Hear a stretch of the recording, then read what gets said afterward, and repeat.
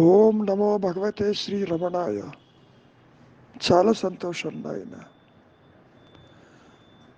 ప్రతిసారి మహర్షుల వారు అరుణాచలమని స్మరించు వారల అహము నిర్మూలించు మరుణాచల అంటూ స్మరించటం అనేది మనం ప్రతిసారి ప్రతి చోట వింటూనే ఉంటాం. ఇదే ప్రశ్న మహర్షుల వారిని అడగటం జరిగింది. ఒక దర్శకుడు వచ్చినప్పుడు, మహర్షిని దర్శించటానికి వచ్చినప్పుడు ఈ ప్రశ్ననే లేవనెత్తారు. నేను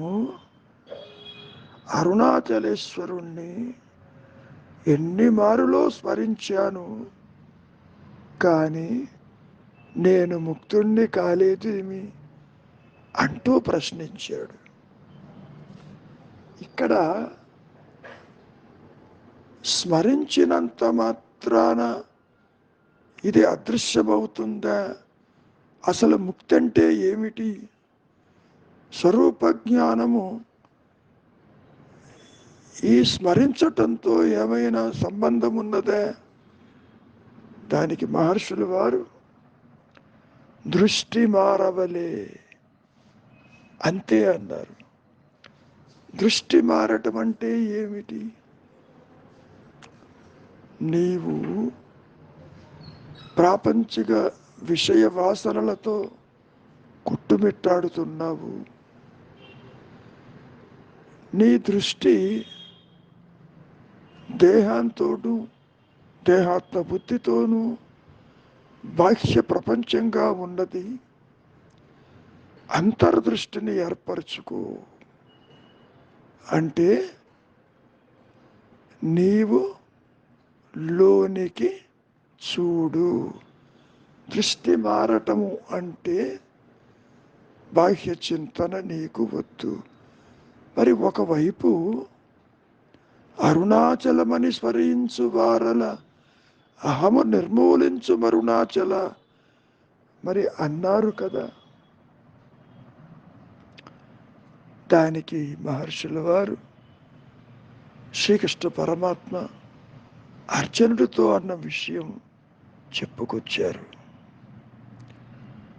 దృష్టి మార్పు అర్జునుడికి ఎంతో చేసిందో చూశావు కదా. అతడు విశ్వాత్మనే దర్శింపగలిగాడు.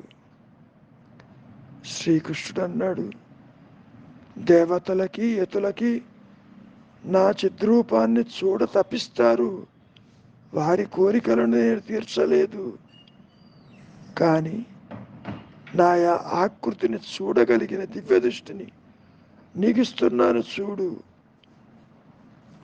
అన్నాడు కదా. మాటలు అన్నాడు నిజమే, కానీ నిజంగా స్వస్వరూపాన్ని చూపాడా? లేదు కదా. ఇది అర్థం చేసుకోవాలి. అర్జునుడు ఏ ఏ విషయాలని వస్తువులని చూడగోరినాడో వాటిని అన్నిటినీ చూచాడు. అంటే అతని యథార్థ పూర్ణ స్వరూపమైతే దానికి మార్పు ఉండరాదు కదా.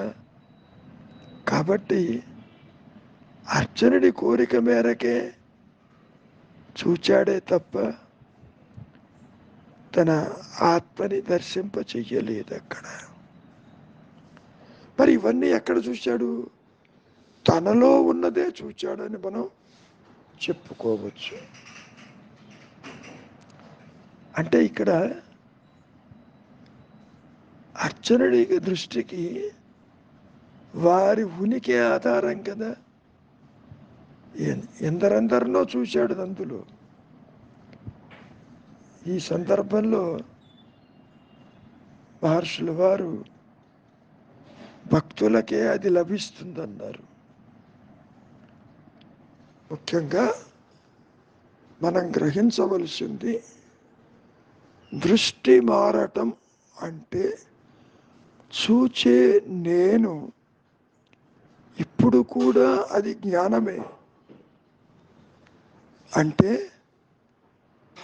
ఇంద్రియాలు వాటంతటవి చూడవు, ఇంద్రియాల ద్వారా నువ్వు చూస్తున్నావు. కృష్ణ పరమాత్మ అర్జునుడికి ఆత్మస్వరూపాన్ని చూపించలేదు. కారణం రమణ మహర్షులు వారు చెప్పినట్లు స్వరూప జ్ఞానం అనేది ఎవరు అందించేది కాదు, గురువు నుంచి రాదు,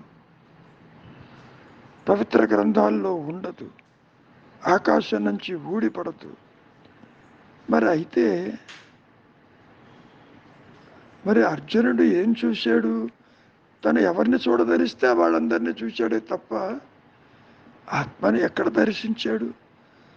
స్వరూప జ్ఞానం ఎక్కడ కలిగింది? లేదు కదా.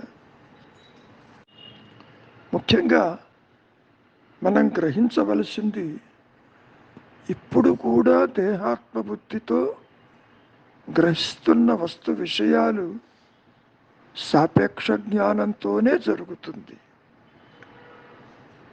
ఇవి ఇంద్రియాల ద్వారా చూస్తున్నావు కాబట్టి ప్రపంచాన్ని, సంసారాన్ని నీవు తెలుసుకుంటున్నావు. ఎప్పుడైతే దృష్టి మారటం అంటే పరోక్ష జ్ఞానం నుంచి అపరోక్షం వైపుకు వెళ్ళాలి. అంటే ఇంద్రియాల ద్వారా, మనస్సు ద్వారా ఏ సాపేక్ష జ్ఞానమైతే ఆధారంగా నీవు బాహ్య ప్రపంచాన్ని చూస్తున్నావో అది చూడటం మానేసి నీ దృష్టిని, ఈ జ్ఞానాన్ని అంతర్ముఖం చెయ్యి. అప్పుడు అది పూర్ణ జ్ఞానం వైపుకి ప్రకాశిస్తుంది, అక్కడికి నిన్ను తీసుకువెళుతుంది. ఇది సాపేక్ష జ్ఞానమే అంతవరకు. ఇది ఒక అభాస కాంతి. ఈ అభాస కాంతి నుంచి పూర్ణ జ్ఞానానికి ఎప్పుడు వెళతావు? దీనికి కారణం ఏమిటి? పూర్ణ జ్ఞానం ఒకటి ఉండబట్టి స్వయం ప్రకాశము లేని ఈ అభాస కాంతి ఏర్పడింది. కాబట్టి ఈ అభాస కాంతిని అంతర్ముఖం చేసినప్పుడు అది ఆత్మగా ప్రకాశిస్తుంది అని చెప్పటం జరిగింది. కాబట్టి నాయన, దృష్టి మారటము అంటే జ్ఞాన దృష్టి అంతర్దృష్టిగా ఉంటుంది. చింతావిహీనం హృది చింతయామి అన్నారు. బాహ్య చింతన చేసేది ఎవరు? ఈ సాపేక్ష జ్ఞానమే. ఆత్మ బాహ్య చింతన చెయ్యదు. ఏదైతే అహంకారము, పరిమితత్వము, కర్తృత్వము, నేను చూస్తున్నాను అంటున్నావో ఆ నేను కూడా సాపేక్ష జ్ఞానమే. ఆత్మ దేనిని చూడదు. కనుక దృష్టి మారటము అంటే జ్ఞాన దృష్టి, సాపేక్ష దృష్టి.